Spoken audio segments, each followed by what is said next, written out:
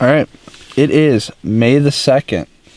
It's a Thursday morning here. It has been raining all week long. We've only been able to get out one morning so far, but finally we got a break in the weather here.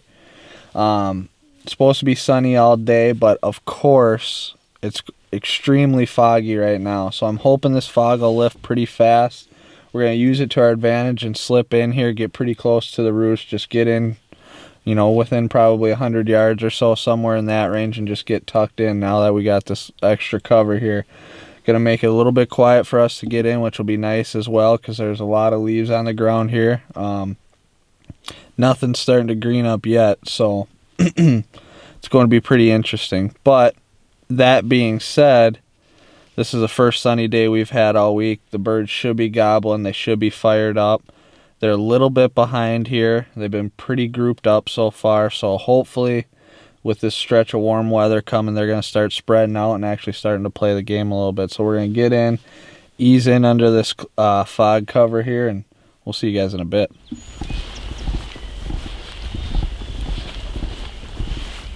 He's hammering right up here. Two birds in there, two birds in there.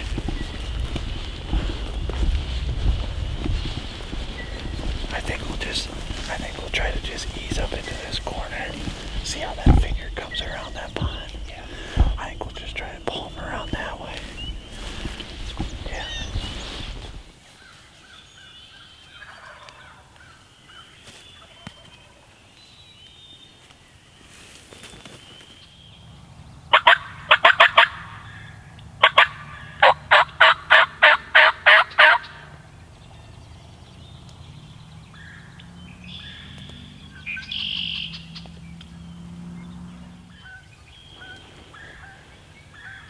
See, he's up on that field, right where we started, hammering up there.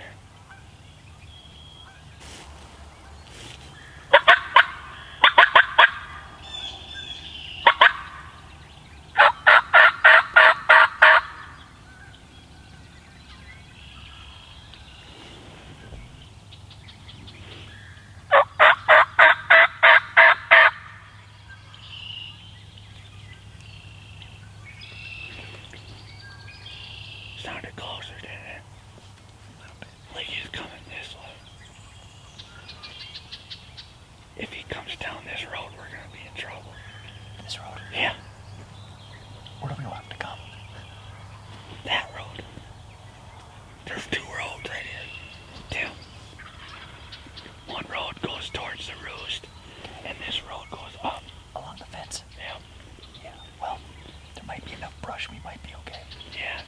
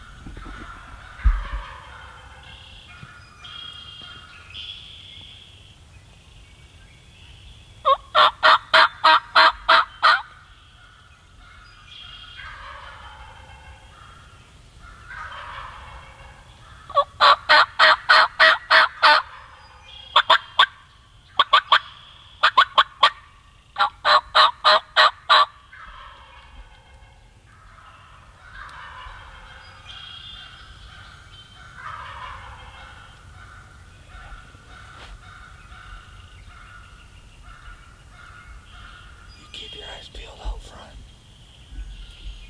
I'll watch the road. He's coming, dude.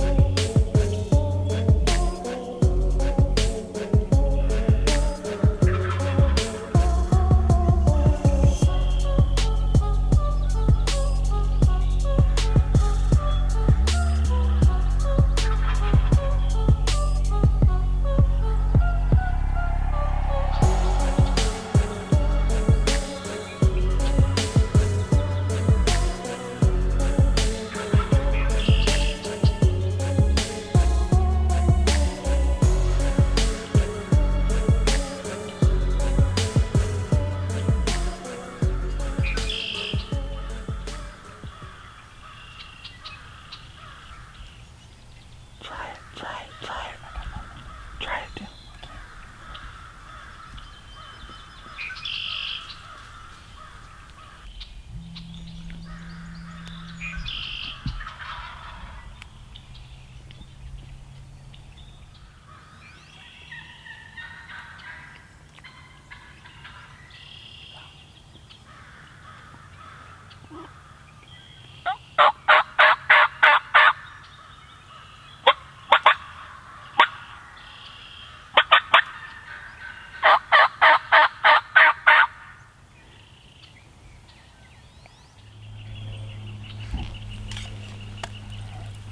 Well,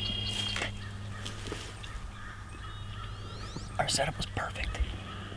Basically, we had Big Boy and two Jakes came from behind us. Came walking right down this road. Just like we planned. Just like we planned, 12 yards. Came out in front, as you saw. And just waiting for the Tom to spin the decoy around or turn or something. As you could tell, he was staring right in here. And then the two Jakes that had split off came back and just, we were stuck. So, That Jake just, he never putted, he never did anything. You didn't know. He just knew something wasn't quite right. Yeah. That Tom, we had the Tom completely fooled. Yeah. And as you can tell, it's a small window, so as soon as they start walking at you, we got nothing. So close.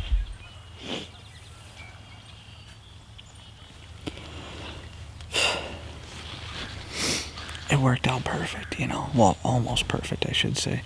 This wasn't the exact spot we wanted to get in, but that tom he was roosted a little bit more this way than we expected him to be. He was on this side of the ridge instead of being over the other side where they normally typically roost. So we kind of got pinned down in this little area. But I'll show you when we step out here. It's a nice intersection where two roads come out to this little field out here. And I think what it is they like to strut right in this little clearing. So I knew if we could get one fired up, he was going to come right up into this clearing. And they played the script perfectly, but unfortunately that stupid Jake cut the distance halfway between us and him. And it just didn't allow Tim to draw, you know. That tom was staring at, I was expecting the tom to swing around the front of the decoy and face the front of the decoy. And what he did is he come around the back of the decoy and bumped it. And I wanted him to just turn so Tim could get a draw off, but he never turned in time before that Jake got in between us and him. You know, that's the game you play when you're bow hunting right there. We did everything right, except get the shot off, you know. Happens. That's bow hunting. We're gonna pick up. They're still hammering up on that top field up there. We can make a move around. There's an island of trees. We might be able to get around on them yet. So, hang tight. We're going to make a little move, see what we can do.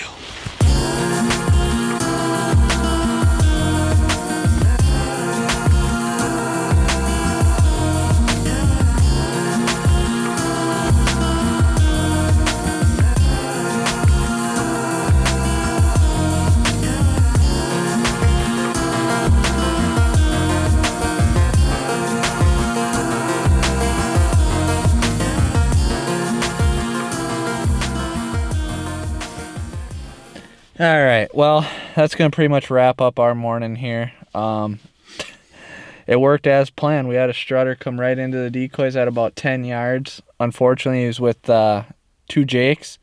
The one Jake got between us and the decoys, and I don't know, for some reason he just seen something he didn't quite like. He never clucked, he never putted, he didn't really bust us.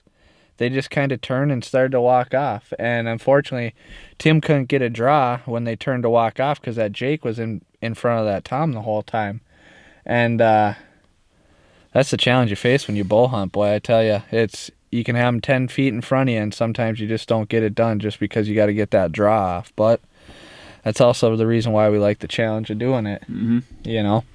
So Tim's got to get into work here. Crazy good morning. Really good encounter.